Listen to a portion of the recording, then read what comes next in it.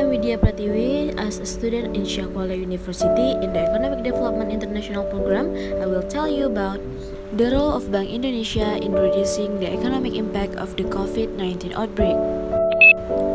Bank Indonesia has issued 5 policies to maintain monetary and financial stability during the global COVID-19 outbreak. The first is, beginning will focus on intensifying the triple interventions in the financial market, such as optimizing interventions on the spot market, forward-looking domestic non-delivery market or DNDF, and the state bond market or SBN to stabilize the rupiah exchange rate. The second is bank will also reduce and reserve requirement ratio in foreign exchange from 8% to 4% for conventional banks and Islamic banks, because this policy will increase foreign exchange liquidity by around $3.2 billion and strengthen the rupiah. The third is reduce the mandatory reserve requirement of the rupiah by 50 basis points for banks that provide funds for export and import activities, because currently Indonesian importers and exporters are severely hampered by the COVID-19 outbreak, especially by disruption in the distribution of goods and rising the trade costs. This policy will be implemented for 9 months starting April 1st, 2020, and it is expected to help many Indonesian importers and exporters. The fourth is broadening the scope and types of underlying transactions to provide alternative hedging instruments for foreign investors. Later, foreign investors who sell their SBN and place the proceeds in Indonesian bank accounts can use it as a fundamental transactions on the DNDF market, so that foreign investors will maintain their commitment to invest in Indonesia in the long run. And the last is facilitate global investors to get help from domestic and global custodian banks in their investment activities in Indonesia. This policy only reinforces the previous policy. BI also coordinates it with the government and the Financial Service Authority or OJK and continues to monitor financial markets and global economic developments. All policies were taken due to uncertainty in the current global financial market due to COVID-19 outbreak.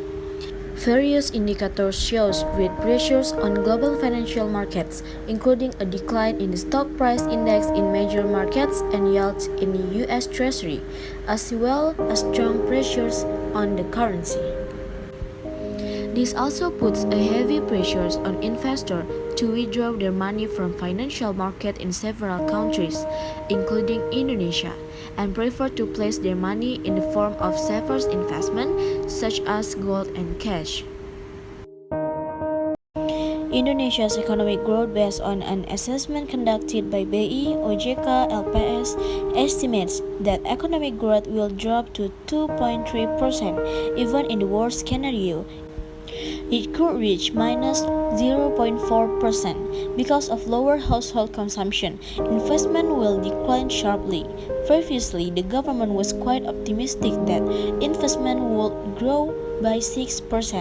However, in the presence of COVID-19, this is predicted that investment will drop to 1% level or worse. It can reach minus 4%. Exports are also expected to decline even deeper, given that growth has been negative for the past years. Likewise, imports will also remain negative growth. The UMKM sector was the first sector affected by the COVID-19 outbreak, reflecting on the 1998 crisis. This sector tends to be safe. However, now the situation is different. Because of COVID-19, this UMKM was hit hardest by the absence of activities outside the home by the world community. Finance Minister Sri Mulyani also announced that the rupiah exchange rate against the United States dollar has the potential to weaken up to 20,000 rupiah per US dollar due to the COVID-19 outbreak, for a moderate estimate in the range of 17,500 rupiah per US dollar. This is part of the macroeconomic assumption for 2020 that has all changed.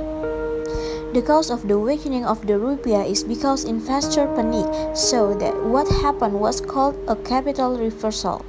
During the period of this pandemic between January and March 2020, there was a capital outflow in Indonesia's investment portfolio, which amounted to 167.9 trillion rupiah.